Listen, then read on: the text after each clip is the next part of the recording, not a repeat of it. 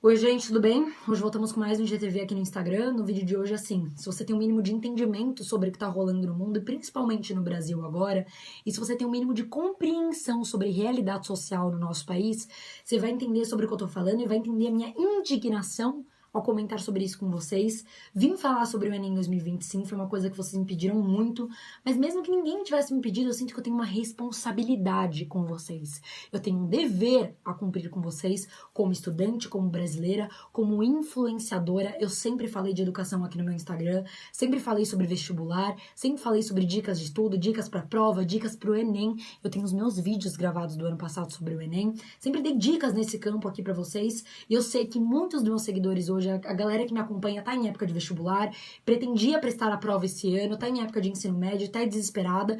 Então hoje eu tenho compreensão que eu tenho essa responsabilidade em me posicionar junto com vocês sobre esse descaso que foi divulgado pelo Ministério da Educação. Chega a ser uma piada aqui, só que eu acho que vídeo de maquiagem é muito da hora, vídeo de receita, vídeo de academia é muito da hora, mas quando rola uma coisa dessa, assim, nós influenciadores temos a responsabilidade de dar a cara a tapa aqui, dar voz pra muita gente que não é escutada. Eu entendo a minha responsabilidade com esses 2,6 milhões de pessoas que eu tenho aqui no meu Instagram, e seria muito fácil falar sobre, eu tenho minha universidade privada, meu EAD tá funcionando, então nem vou falar sobre isso. E na minha cabeça isso é incabível. Então eu vim aqui me posicionar hoje com vocês. Antes de começar o vídeo de fato, quero aqui dizer pra vocês que eu pesquisei as melhores fontes possíveis pra falar sobre isso hoje. Vi o vídeo da Débora Ladin, enfim, ela é perfeita, eu acompanhei ela cotas já.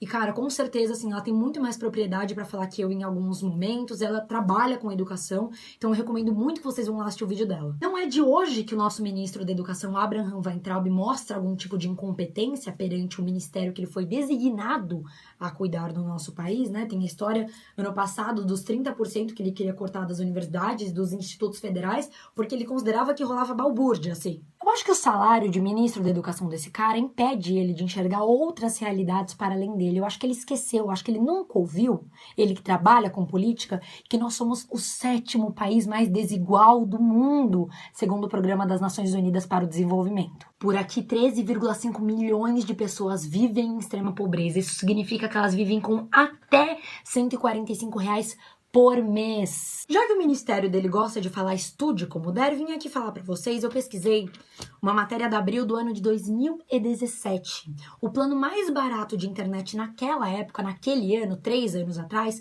custava mais ou menos R$ 40, tudo bem?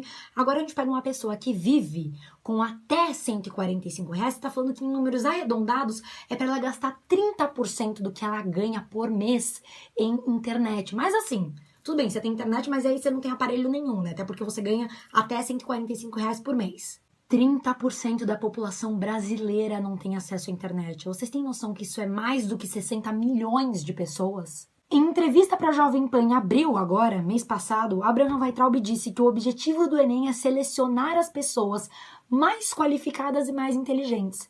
Qualificadas, você diz, dinheiro, né? O discurso da meritocracia aqui no Brasil, ele não nasceu ontem, tá? Ele é velho. E tem muita gente ainda que acredita nesse conto de fadas que é a meritocracia. Porque é isso que ela é, um conto de fadas. Eu gostaria de reiterar aqui pra vocês que nós somos a 7ª nação mais desigual do mundo. E pra quem não entende muito de meritocracia, eu vou aqui dar uma explicada rápida, tá?